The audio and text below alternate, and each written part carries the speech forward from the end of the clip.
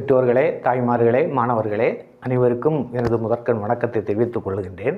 இன்று நான் செய்யப்போகக்கூடிய காரியம் என்னவென்றால், கவிதை எழுதுவது எப்படி என்பதை பற்றி ஒரு வகுப்பு நடத்தப் போகின்றேன். எல்லோருக்குமே கவிஞர் ஆக வேண்டும் என்ற ஆசை உண்டு. இந்த உலகத்தில் பிறந்த எல்லோருக்குமே ஒரு கவிதை எழுதினால் என்ன என்று வாழ்க்கையில் எப்போதாவது ஒரு தடவையாவது தோன்றுவது உண்டு. கவிதை என்பது உரைநடையை விடவும், கவிதை என்பது கதை, நாவல், மற்ற மொழி வெளியீட்டு வடிவங்கள் எழுதுவதை விட சற்று சிரமமானது. அதனால்தான் ஒரு கதை எழுதினாலும் கவிதை எழுதுவதற்கு பலரும் தயங்குகின்றனர். என்னால் முடியுமா, கவிதை எழுத முடியுமா, எனக்கு கவிதை வருமா என்றெல்லாம் சிலர் அச்சப்படுகின்றார்கள். அப்படி அச்சப்பட வேண்டிய தேவையே இல்லை. கவிதை எல்லோராலும் எழுத முடியும். யாருமே பிறவியிலே கவிஞர்களாக முடியாது. அப்படி பிறக்கும் போதே கவிதை எழுதக்கூடிய திறமை உள்ளவர்களாக பிறந்தவர்கள் இந்த உலகத்தில் ஏதோ ஒன்றோ ரெண்டோ பேர் இருக்கலாம். அல்லாமல் பெரும்பாலானவர்களும் தங்கள் பழக்கத்தினாலேயே எழுதி எழுதி அதில் விற்பன்னர்கள் ஆகிவிட்டார்கள் என்பதே உண்மை. சித்திரமும் கைப்பழக்கம், செந்தமிழும் நாப்பழக்கம் என்று சொல்வது போல, ஒருவன் முதலில் எழுதக்கூடிய கவிதை சற்று தரம் குறைந்ததாக இருக்கலாம். அதற்கு அடுத்து எழுதக்கூடியது கொஞ்சம் கூட நன்றாக வரலாம். அவன் எழுதி எழுதி வரக்கூடிய நேரத்தில் தான் அந்த கவிதை மிகவும் செம்மையானதாக மாறும். இதுதான் உண்மை. அப்போது கவிதை எழுதுவது எப்படி, கவிதை என்றால் என்ன என்பதை நாம் உணர்ந்து கொள்ள வேண்டும். நாம் எந்த மொழியில் ஒரு கவிதை எழுத வேண்டும் என்று நினைக்கின்றோமோ அந்த மொழியில் உள்ள சொற்கள் நமக்கு ஏராளம் தெரிந்திருக்க வேண்டும். அதைத்தான் சொற்களஞ்சியம் என்று சொல்வார்கள். சொற்களஞ்சியம் நம் மனதில் ஏராளமாக இருந்தால்தான் தேவைப்படக்கூடிய நேரத்தில் நாம் அதை எடுத்து பயன்படுத்த முடியும். ஒரு விஷயம் அல்லது பாடுபொருள், ஏதாவது ஒரு விஷயத்தை பற்றி நாம் பாடக்கூடிய நேரத்தில், கவிதை எழுதக்கூடிய நேரத்தில் அந்த கருத்துக்கு ஏற்ற முறையில் வார்த்தைகள் வர வேண்டுமானால் நம்மிடம் ஏராளமான வார்த்தைகள் கையிருப்பு இருக்க வேண்டும். நம்முடைய மூளை என்ற அந்த பெட்டகத்தில் ஏராளமான கலை சொற்கள் இருக்க வேண்டும். அப்படி இருந்தால் மட்டுமே நாம் சந்தர்ப்பத்துக்கு ஏற்ற முறையில், சூழ்நிலைக்கு ஏற்ற முறையில் எடுத்து பயன்படுத்த முடியும்.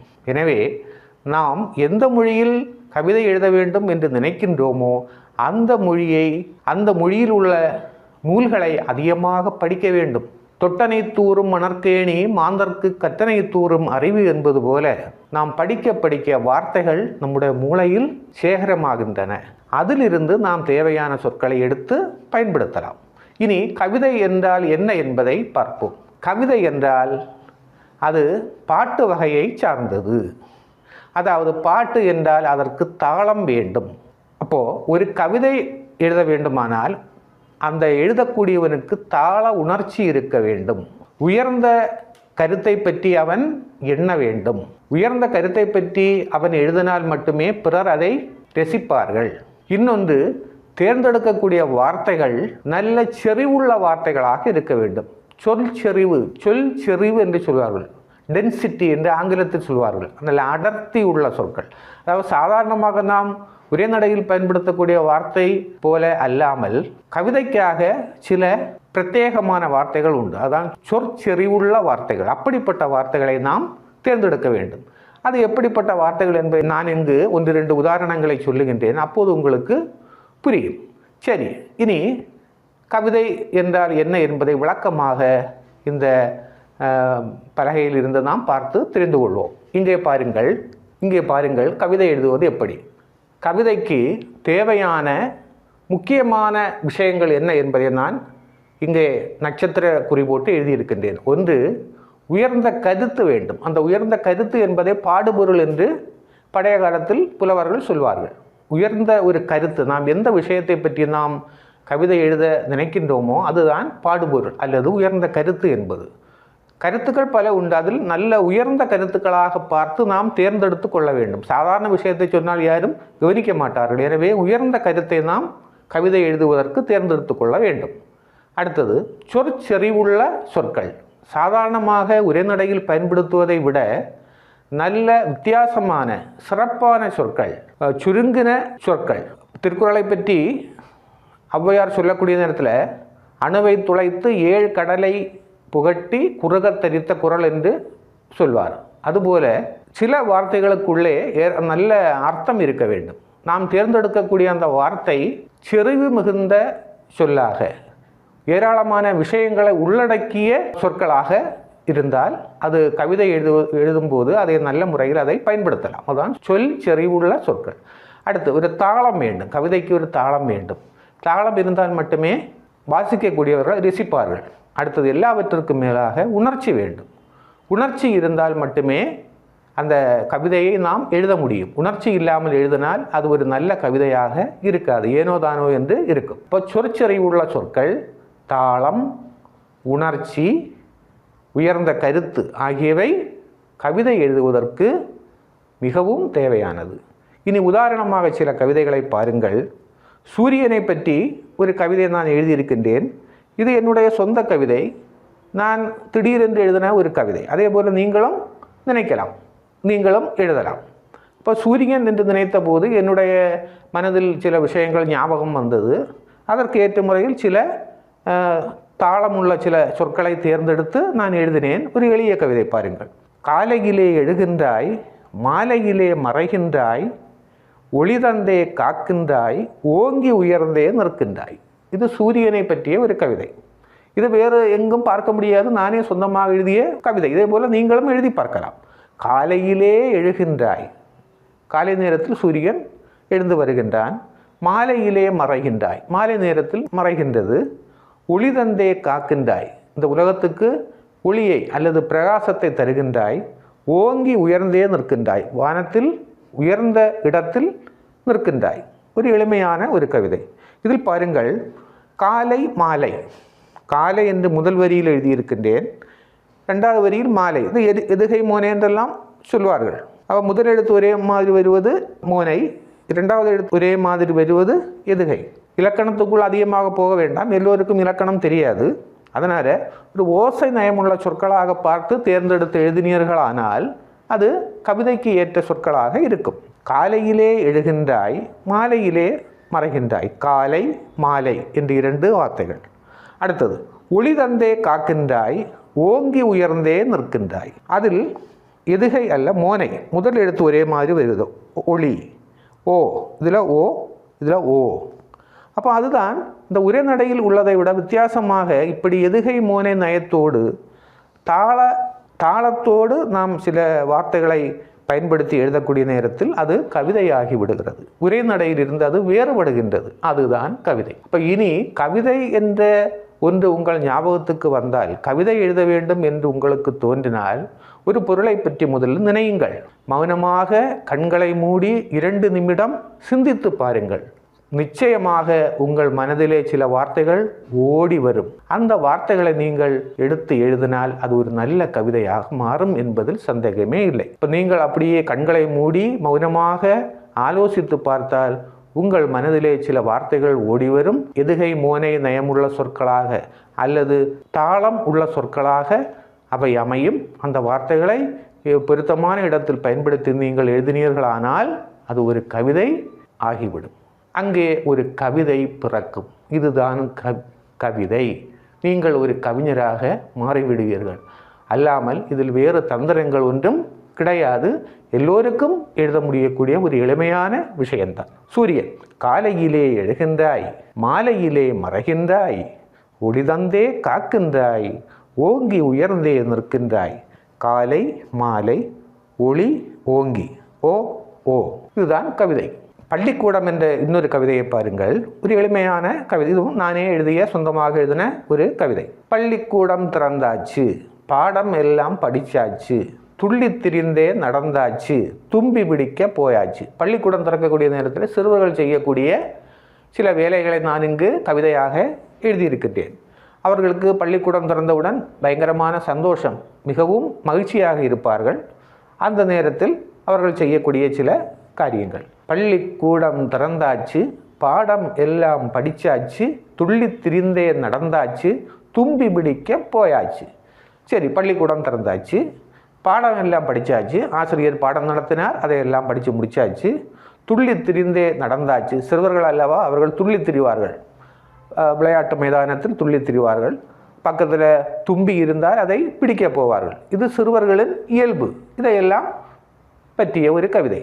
அப்போ இதற்கு ஒரு 4 வரி இது. அடுத்த 4 வரி நீங்கள் இதே மாதிரி சிறுவர்கள் என்ன என்ன செய்வார்கள் என்பதை மனதில் நினைத்து கொண்டு இப்படிப்பட்ட வார்த்தைகளை பள்ளி துள்ளி என்ற அந்த இப்படிப்பட்ட ஒரு எதுகை நயமுள்ள வார்த்தைகளை தேர்ந்தெடுத்து எழுதினீர்களானால் அங்கே ஒரு கவிதை பிறக்கும். பள்ளிக்கூடம் திறந்தாச்சு, பாடம் எல்லாம் படித்தாச்சு, துள்ளி திரிந்தே நடந்தாச்சு, தும்பி பிடிக்க போயாச்சு. இங்கே பாருங்கள், பள்ளி துள்ளி எதுகை நயம் வந்திருக்கிறது, அந்த தாளம் வந்திருக்கிறது. பள்ளி துள்ளி 2வது எழுத்து ஒரே மாதிரி வந்திருக்கிறது. அதே மாதிரி இங்கே 3வது எழுத்து தூ தூ, அது மோனை, ஒரே மாதிரி உள்ள எழுத்துக்கள். அப்போது எதுகை மோனை என்று நீங்கள் ஆழமாக சிந்தித்து இலக்கண புலமை எனக்கு வேண்டுமே என்றெல்லாம் நினைக்க வேண்டிய தேவையில்லை. ஓசை நயமுள்ள சொற்களை தேர்ந்தெடுத்து நீங்கள் எழுதினீர்களானால், நிச்சயமாக பொருத்தமான இடத்தில் போட்டு எழுதினீர்களானால் அங்கே கவிதை வரும். இப்போ சும்மா ஓசை நயமுள்ள சொற்களை மட்டும் எழுதினால் வராது.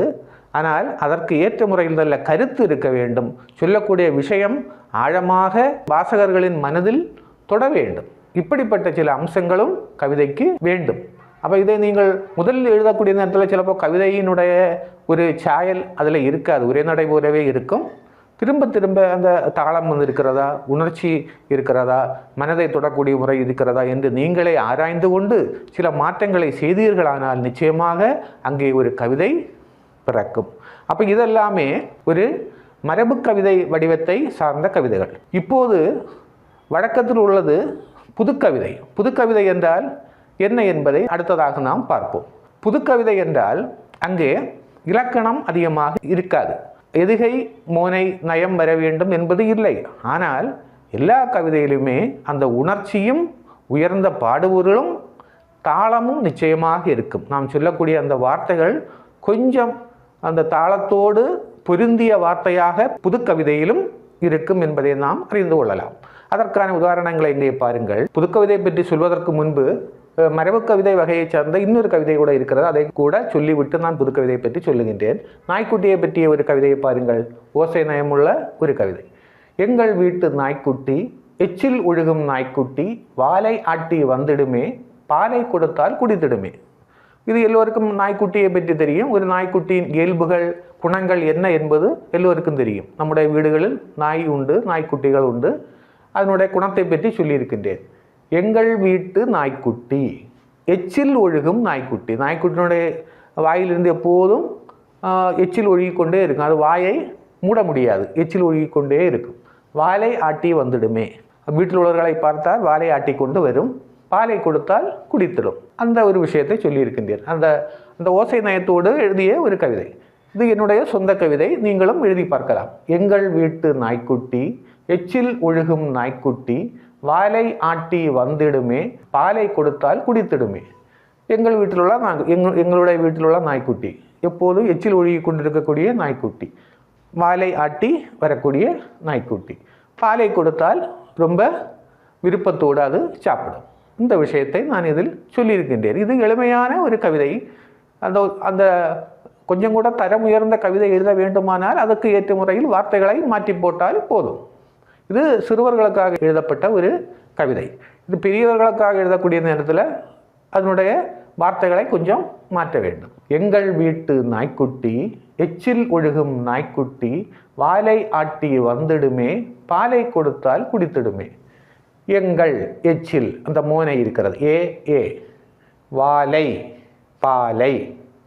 இப்படி தாளம் உள்ள, தாள நயம் உள்ள சில வார்த்தைகளை போட்டால் போதும், அங்கே கவிதை வந்துவிடும். இனி சில புதுக்கவிதைகளை பாருங்கள். புதுக்கவிதையில் இப்படிப்பட்ட ஓசை நயம் இருக்காது. இப்படிப்பட்ட மரபு கவிதையில் உள்ளது போன்ற ஓசை நயம் இருக்காது. ஆனாலும் ஒரு ஓசையின் சாயல் அங்கே நிச்சயமாக இருக்கும். தேர்ந்தெடுக்கக்கூடிய அந்த வார்த்தைகள் சிறப்பு மிக்க வார்த்தைகளாக இருக்க வேண்டும். சாதாரண உரைநடையில் உள்ள வார்த்தைகளைப் போல் அல்லாமல் கொஞ்சம் கூட வித்தியாசமான வேறுபட்ட சில வார்த்தைகளை தேர்ந்தெடுத்து கொள்ள வேண்டும். சொல்லக்கூடிய காரியங்கள் கூர்மையான அம்பு போல மனதை தொட வேண்டும். இங்கே பாருங்கள், ஒரு சின்ன புதுக்கவிதை. எதிர்வீட்டு ஜன்னல் நிறைய சட்டைகள், என் சட்டையிலோ 1000 ஜன்னல்கள். எதிர்வீட்டு ஜன்னல் நிறைய சட்டைகள், என் சட்டையிலோ 1000 ஜன்னல்கள். ஒரு ஏழையை பற்றி சொல்லக்கூடிய ஒரு விஷயம். எதிர் வீட்டில் அந்த ஜன்னலில் நிறைய சட்டைகள் போடப்பட்டிருக்கின்றன. அவன் பணக்காரன். ஆனால் நான் போட்டிருக்கக்கூடிய சட்டையிலோ 1000 ஜன்னல்கள் இருக்கின்றன என்று சொல்லக்கூடிய நேரத்தில் அங்கே ஏழ்மையின் கொடுமை விளங்குகின்றது. எதிர் வீட்டில் உள்ள அந்த பணக்காரன் ஜன்னல் நிறைய சட்டைகளை காய்வதற்காக போட்டிருக்கின்றான். ஆனால் நான் போட்டிருக்கக்கூடிய சட்டையிலோ ஏராளமான ஜன்னல்கள் இருக்கின்றன. இங்கே ஜன்னல்கள் என்று சொல்வது கிழிசல்கள். எனக்கு இந்த ஒரே ஒரு சட்டை மட்டும்தான் உண்டு. நான் ஏழை. அதனால் எனக்கு இப்படிப்பட்ட ஒரு சட்டை மட்டுமே உண்டு. அப்போ அந்த சென்னல் என்கிறாங்க அந்த வார்த்தையை வைத்து விளையாடி இருக்கின்றார் கவிஞர். எதிர் வீட்டு ஜன்னல் நிறைய சட்டைகள், என் சட்டையிலோ 1000 சென்னல்கள். இப்போ முதல் வரியில் வந்த அந்த சென்னல் கடைசி வரியில் வரக்கூடிய நேரத்தில் அதனுடைய பொருளின் ஆழம் நமக்கு நன்றாக விளங்குகிறது. இதுதான் கூர்மையான அம்பு போல வாசகர்களை தொடக்கூடிய, வாசகர்களின் மனதை தைக்கக்கூடிய சில வார்த்தைகளை வைத்து விளையாடினால் புதுக்கவிதை என்ற சிறந்த கவிதை அங்கே பிறக்கும். எதிர் வீட்டு ஜன்னல் நிறைய சட்டைகள், என் சட்டையிலோ 1000 ஜன்னல்கள். முயற்சி. வாழ்க்கையில் முயற்சி இல்லாமல் நமக்கு முன்னேற முடியாது. முயற்சி என்ற விஷயத்தை பற்றிய ஒரு கவிதை. என்னால் முடியும் என்று உறுதியுடன் தொடர்ந்து முயன்றேன், உயர்வுகள் என்னை முத்தமிட்டன. இது ஒரு சாதாரண புதுக்கவிதை. என்னால் முடியுமென்று உறுதியுடன் தொடர்ந்து முயன்றேன். நான் ஒரு காரியத்துக்காக முதலில் முயன்றபோது நடக்கவில்லை. திரும்ப திரும்ப நான் முயற்சி செய்தேன். அப்படியே முயற்சி செய்து கொண்டே இருக்கும்போது உயர்வுகள் என்னை முத்தமிட்டன. நான் நினைத்த காரியம் நடந்துவிட்டது. உயர்ச்சி தானாகவே வந்தது. இதுதான் விஷயம். தொடர்ந்து முயற்சித்தால் ஒருவனுக்கு எதையும் சாதிக்க முடியும். அப்போ இங்கே சாதாரண ஒரு விஷயத்தை தான் சொல்லி இருக்கின்றேன். ஆனால் கடைசியில் உள்ள அந்த வார்த்தையில் தான் கொஞ்சம் வித்தியாசம் இருக்கிறது. பாருங்கள், முத்தமிட்டன. என்னால் முடியுமென்று உறுதியுடன் தொடர்ந்து முயன்றேன், உயர்வுகள் என்னை முத்தமிட்டன. உயர்வுகள் வந்தன என்று சாதாரணமாக சொல்வதை விட வித்தியாசமாக முத்தமிட்டன என்று சொல்லியிருக்கின்றேன். முயன்றேன், முத்தமிட்டேன். அந்த மூ என்ற அந்த வார்த்தை அந்த முதல் எழுத்து ஒரே மாதிரி வருகிறது. அது மட்டுமல்ல, உயர்வுகள் தானாகவே வந்தன என்று சொல்வதை விட முத்தமிட்டன என்று சொல்லக்கூடிய நேரத்தில் அந்த முத்தமிட்டன என்ற அந்த வார்த்தைக்கு ஒரு வித்தியாசம் உண்டு. அதுதான் இந்த கவிதையில் கவர்ச்சியான ஒரு சொல்லாக இருக்கிறது. இப்படி சாதாரணமான ஒரு சொல்லிலிருந்து வித்தியாசமான ஒரு சொல்லை பயன்படுத்தும் போது அது கவிதை ஆகிறது. என்னால் முடியுமென்று உறுதியுடன் தொடர்ந்து முயன்றேன், உயர்வுகள் என்னை முத்தமிட்டன. உயர்வுகள் என்னை வந்து அணுகின அல்லது நெருங்கின என்று சொல்வதிலிருந்து வித்தியாசமாக முத்தமிட்டன என்று சொல்லக்கூடிய நேரத்தில் அது ஒரு கவிதையின் சாயல் அமைந்த ஒரு சொல்லாக மாறுகிறது. எனவே அதை புதுக்கவிதை என்று நாம் ஒப்புக்கொள்ளுகின்றோம். இனி துரித உணவை பற்றிய ஃபாஸ்ட் ஃபுட், அதை பற்றிய ஒரு புதுக்கவிதையை பாருங்கள். துரித உணவுகளை தொடர்ந்து சாப்பிட்டேன், பணத்தை தந்து பல நோய்கள் பெற்றேன். துரித உணவுகளை நான் தொடர்ந்து சாப்பிட்டால் என்ன ஆகும்? பணத்தை கொடுத்து நோயை பெற்றது போல ஆகிவிட்டது. துரித உணவு உடல் நலத்துக்கு நல்லதல்ல. அதை தொடர்ந்து சாப்பிட்டால் என்ன ஆகும்? பணத்தை கொடுத்தே நாம் பல நோய்கள் கடையிலிருந்து வாங்கினது போல ஆகிவிடும். துரித உணவுகளை தொடர்ந்து சாப்பிட்டேன், பணத்தை தந்து பல நோய்கள் பெற்றேன். அதில் தான் பணத்தை தந்து பல நோய்கள் பெற்றேன் என்பதில்தான் கவிதையின் சாயல் அடங்கியிருக்கிறது. பணத்தை தந்து பல நோய்கள் பெற்றேன், பணத்தை கொடுத்து நோய்களை பெற்றேன் என்று சொல்லும்போது அது சாதாரண உரைநடையிலிருந்து வித்தியாசமாக மக்களின் மனதை கவரக்கூடிய ஒரு கவிதையின் தன்மை அதில் அடங்கியிருப்பதை காணலாம். அது மட்டுமல்ல, பா பணத்தை பல, அப்போ மோனை அங்கே வருகிறது. பா இப்படி தேர்ந்தெடுத்து எழுதக்கூடிய சில சொற்களை நாம் பயன்படுத்தி எழுதும்போது அது கவிதையாக மாறிவிடுகிறது. அன்பர்களே, இப்படி நான் சொன்னது மாதிரி புதுக்கவிதையும் எழுதலாம், மரபு கவிதையும் எழுதலாம். அதற்கு கொஞ்சம் முயற்சி தேவை. புதுக்கவிதை எழுதினாலும் மரபு கவிதை எழுதினாலும் நீங்கள் தேர்ந்தெடுக்கக்கூடிய வார்த்தைகள் சிறப்பான வார்த்தைகளாக இருக்க வேண்டும். இதுவரை பயன்படுத்தாத, இதுவரை யாரும் கேட்காத ஒரு வார்த்தையை நீங்கள் பயன்படுத்தி சந்தர்ப்பத்துக்கு ஏற்ற முறையில் பொருத்தி எழுதினால் அது ஒரு சிறந்த கவிதையாக மாற வாய்ப்பிருக்கிறது. எனவே கவிதை எழுதுவது என்பது ஒரு பெரிய விஷயம் அல்ல. என்னால் கவிஞனாக முடியுமா என்று நினைப்பவர்கள் எல்லோரும் இனியாவது தைரியமாக துணிவுடன் கவிதை எழுதி பார்க்கலாம். நிச்சயமாக முதல் கவிதை நன்றாக இருக்காது, அடுத்த கவிதை கொஞ்சம் கூட நன்றாக வரும், அதற்கு அடுத்த கவிதை நன்றாக வரும். இப்படி நீங்கள் தொடர்ந்து எழுதி கொண்டே இருப்பீர்களானால் நிச்சயமாக சித்திரம் கைப்பழக்கம் செந்தமிழும் நாப்பழக்கம் என்று சொல்வது போல மிக அரிய கவிதைகள் உங்களை அறியாமலே உங்கள் பேனாமுனையில் வந்து விழும் என்பதில் சந்தேகமில்லை. அந்த வந்து விழக்கூடிய அந்த வார்த்தைகளை நீங்கள் காகிதத்தில் குறித்து வைத்தீர்களானால் நீங்களும் பெரிய கவிஞர்கள் ஆக முடியும் என்பதில் சந்தேகமில்லை. எல்லோரும் சிறந்த கவிஞர்களாக வாழ்த்துக்களை உங்களுக்கு கூறி கவிஞர்கள் ஆவதற்கு எல்லாம் வல்ல இறைவன் உங்களுக்கு திறமைகளை தரட்டும் என்று வாழ்த்தி விடைபெறுகின்றேன். நன்றி, வணக்கம். இந்த வகுப்பு உங்களுக்கு பிடித்திருந்தால் உங்களுக்கு தெரிந்த அனைத்து குழுக்களிலும் இதை பகிர வேண்டும், சப்ஸ்கிரைப் செய்ய வேண்டும், எனக்கு லைக் செய்ய வேண்டும். விடைபெறுகின்றேன். உங்கள் வாத்தியார். நன்றி, வணக்கம்.